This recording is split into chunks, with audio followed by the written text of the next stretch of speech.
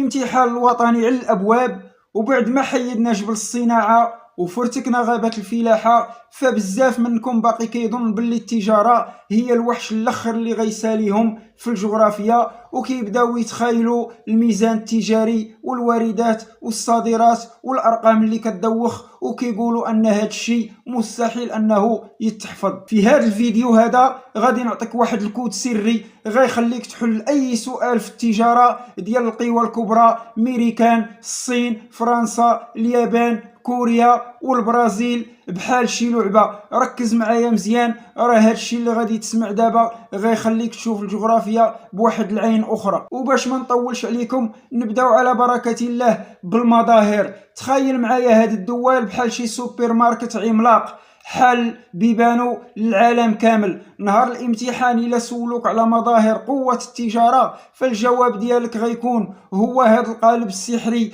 اللي كيصلح ليهم كاملين: ضخامة المبادلات التجارية وتعدد الشركاء التجاريين في العالم كامل، يعني كيبيعوا وكيشريو مع جميع القارات. وباش تبان واعر على المصحح غادي تقسمهم ليه لجوج فراقي. الفرقة الاولى اللي هي واعرة عندك ميريكان والصين واليابان وكوريا وفرنسا، هادو كيصدروا داكشي الغالي: تكنولوجيا، طوموبيلات والآلات والمواد المصنعة. وفرقة البرازيل هادو كيصدروا داكشي اللي كيعطيه ليهم الله والارض والفلاحة، عندهم السوجة وعندهم الكافي والمعادن اللي هي الحديد. ايوا شفتي شحال ساهلة، قالب واحد احنا عرفنا به العالم كامل شنو كيبيع وشنو كيشري.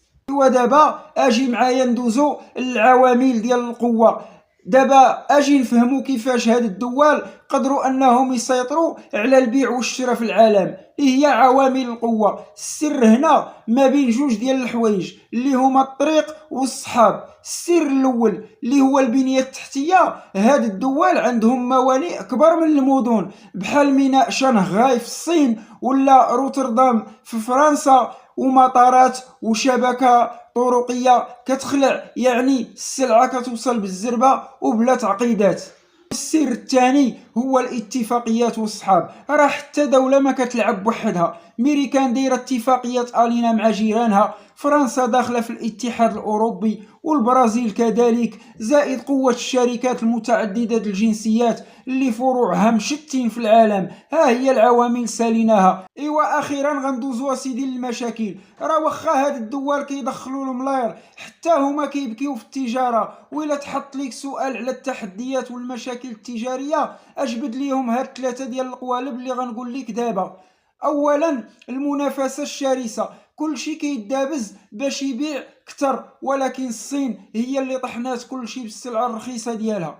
ثانيا عندنا مشكل التبعية الطاقية، اي ان هاد الدول من غير ميريكان مؤخرا كلهم كيضطروا انهم يخسروا زبالة الفلوس باش يشريوا البترول والغاز من برا باش يخدموا المصانع ديالهم.